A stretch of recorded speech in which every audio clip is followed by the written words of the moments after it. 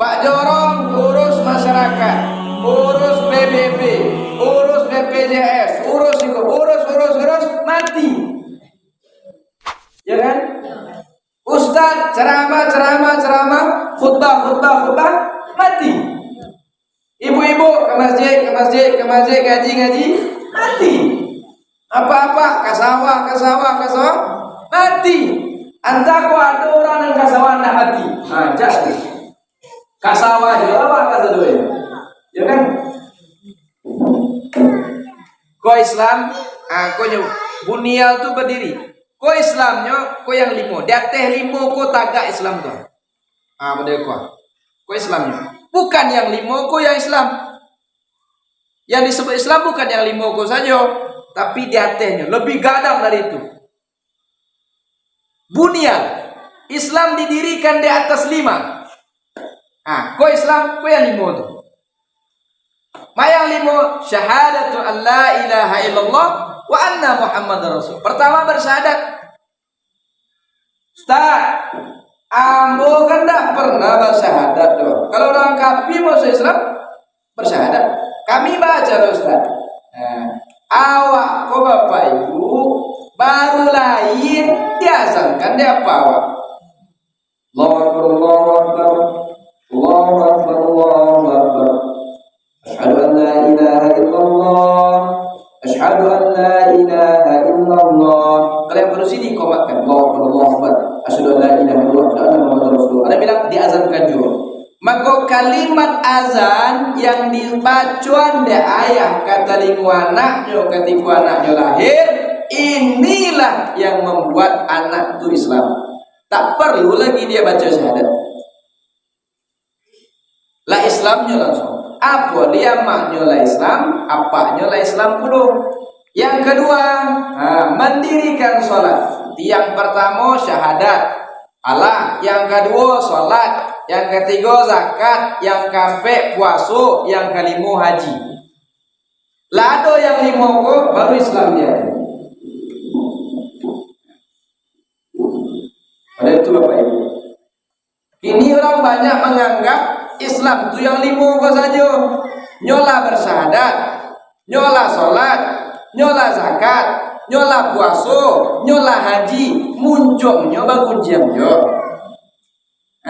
Tanda tangannya korupsi juga, tanah orang diambil juga. Padahal orang kau yang 5 tadi. Makanya nyendak sempurna dalam memahami Islam. As-sholatu li waqtiha. Salat di awal waktu. Artinya lah tiba sebelum orang azan. Ibu sarinam ya. Dek senam ya. Senam bayi umroh di bulan November petang Jawa. Alung orang azan di Madinah Warung. Orang lorami datang ke masjid. Awak siko langsung bayar baru datang ke masjid. Itu beda. Lanjut. Sholat itu didirikan atau dikerjakan? Pada sholat itu dikerjakan atau didirikan? Dikerjakan, bukan didirikan. Wa aqimus sholat, dan dirikan sholat, bukan kerjakan sholat. Dirikan sholat. Bila mendirikan sholat, katikulah selesai sholat. Mendirikan sholat bukan ketika sholat, tapi setelah kita sholat. Siapa yang terjaga lisannya dari menggunjing orang sesudah sholat, maka dia mendirikan sholat. Siapa yang sudah sholat tapi masih menggunjing orang, belum mendirikan sholat tapi mengerjakan sholat. Itu bedanya mendirikan dengan mengerjakan.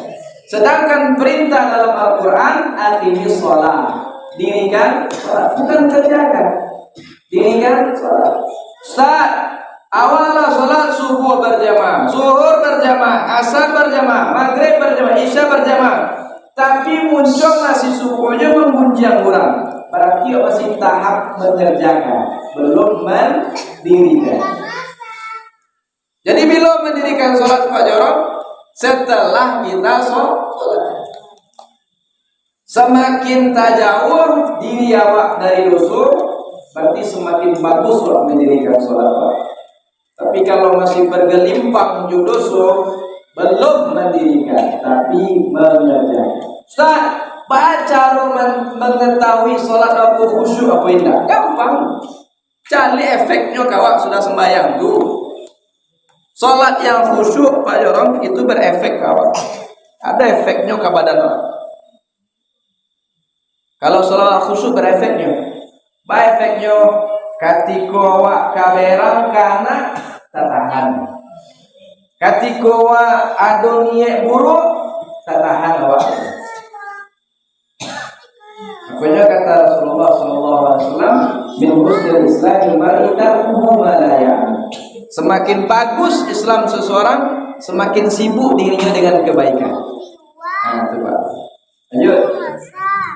Disiplin, sholat subuh jago subuhan, sholat zuhur pas makan siang, sholat asar pas mandi, sholat maghrib pas santai, sholat isya pas sebelum tidur. Waktunya pas. Tidak ada waktunya yang mengganggu. Tidak ada waktunya yang mengganggu. Zuhur pas makan siang, betul tak? Coba kalau sholat zuhur jam 10 pagi, tukang baru sedang merokok 2 kali, tiba sholat zuhur dulu. Lambat aja. Ala tiba jam 9. Nokok-nokok saya sholat zuhur ni. Coba kalau sholat asar jam 2. Ya kan? Sedang baru lama-lama baru ke porak hukum-hukum. Ala sholat asar tadi. Coba kalau sholat maghrib jam 5. Baru tiba di luar, azan maghrib lah. Ya kan? Itulah Allah meletakkan waktu itu pas sesuai dengan Allah. Jago sholat subuh, kalau yang ingin mengalih pas jagonya untuk mengalih sekali. Kalau nyuka sawah pas untuk pika sawah sekali. Iku apa-apa lebih banyak jago subuh tapi hari Minggu. Apa-apa lebih banyak jago subuh tapi hari Minggu. Boleh ada. Mengajar hari Minggu, Allah. Pastikan Al-Fatihah anak-anakku dapatnya dari mulut amanah. Pastikan dia itu, tidak usah banyak-banyak. Al-Fatihah anak-anakku dari muncul maknya dapat. Karena surah yang paling banyak dibaca di anak-anak Al-Fatihah. Sholat 7 balik kali juga baca. Selesai sholatnya zikir baca Al-Fatihah. Mati awak masuk kubur, ambil badan dimakan cacing tanah, nyoba cucuk Fatihah di anakku masuk pahala ke rekeningmu.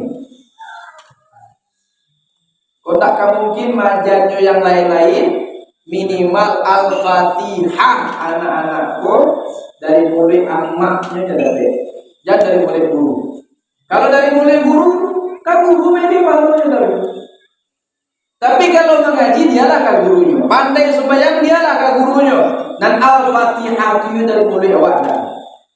Nah, maksudnya kita oleh itu senandungkan Al-Fatihah.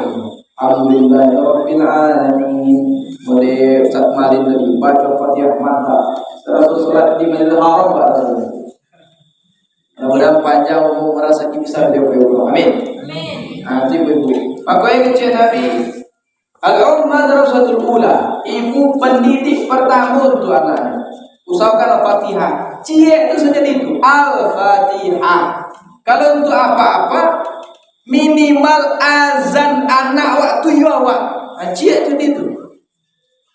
Azan anak awak lah itu you awak dah. Ya wakil kurang. Jadi akhirnya kurang. Apalagi dah kilo handphone. Tak pandai lagi handphone. Allah. Jadi wakil ke orang. Minimal itu. Kalau untuk apa-apa azan anaknya baru lain, untuk amal Al-Fatihah. Ibu, hikmah sholat yang sampai meninggikan derajat. Wa minal laili fatahajjat bih nafilatan lak asa an yab'athaka rabbuka maqaman mahmuda. Aduh, kayu indah miskin indah. Tapi setiap orang punya kesulitan, orang datang ke tempat ini. Walaupun orang pun tahu nyo takkan bantu de orang tu, tapi tetap datang ke orang tu. Itulah orang kayu dan sabana-bana kayu. Tapi ada orang piti banyak kayu, masya Allah, tabarakallah. Ada orang kesusahan dan susah gini mang, kawan dan kawan ngadu, kecek kawannya, kalau tak datuk tu lah mengadu, piti banyak lah. Kecek kawannya yang kau sampai tadi, memang aku yang rapet, payah tak rapet. Aikolah orang miskin, miskin. Orang miskin dan sabana-bana miskin. Pinti banyak, rumah kadang harta banyak, tapi setiap orang ada kesulitan, Allah ada hijab untuk minta tolong kayu. Allah hijab manusia kok. Cuma minta tolong yang tak ada pek. Padahal dia kayu kok. Itulah orang miskin dan sabana miskin. Tapi orang yang kayu, dia tak kayu, tak banyak pinti dong. Tapi orang tak laku-laku pinjam kayu. Walaupun orang tahu tak akan dapat pintu dia, tapi setidaknya orang datang je. Sekali tolong rambut je. Ya ini. Ayo doa dan tolong deh. Aku lah orang kayu dan sabana kayu bapak.